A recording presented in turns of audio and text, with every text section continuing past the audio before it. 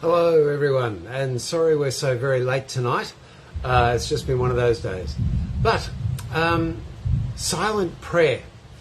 If you want one of the classic guides on this, there's a little book, I think it's 14th century it came out, called The Cloud of Unknowing. It's brilliant. And through the whole thing, the guy who wrote it, we don't even really know who he is, he makes this argument. He says, what is it in us that could possibly contact God? Could our minds contact God? No. Could we go on some heroic quest that might impress God and draw his attention?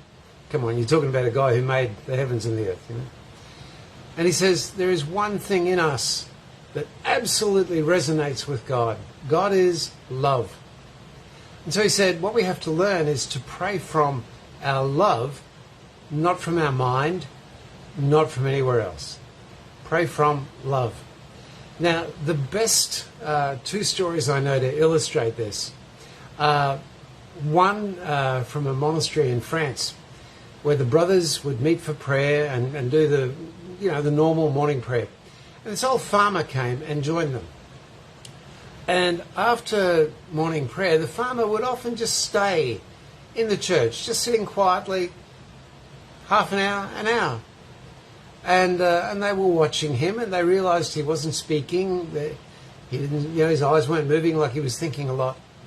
And they grabbed him one day. They said, "What do you do?" He said, "Well, after prayer, it's sort of like I look at Jesus and he looks at me." That's this prayer. It's just this absolute presence with God. I remember when I was very much younger and Sally and I were in a very, very heavy-duty romance. We were up in North Queensland somewhere on this little bridge. It was a circuit track. We were on the bridge and we literally just started looking at each other. And a couple walked past us and we noticed them and we just stayed there looking at each other and they came right around the circuit and came back. And it was sort of embarrassing in its way. But that lost in each other is what this sort of prayer is. It's just this absolute loving presence. You may have experienced something approaching this in worship sometimes when, you come through the great high praise and come down into some more silent worship and suddenly there's this stillness. That's the beginnings of silent prayer. Now, the silence is not the silence of dozing off to sleep.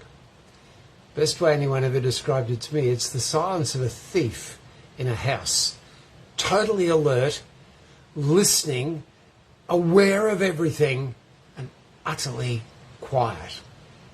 It's a listening silence. It's an attentive silence. It's a lost in you silence. We'll start to give some real definition to that and talk about how to enter this sort of prayer and what to expect tomorrow.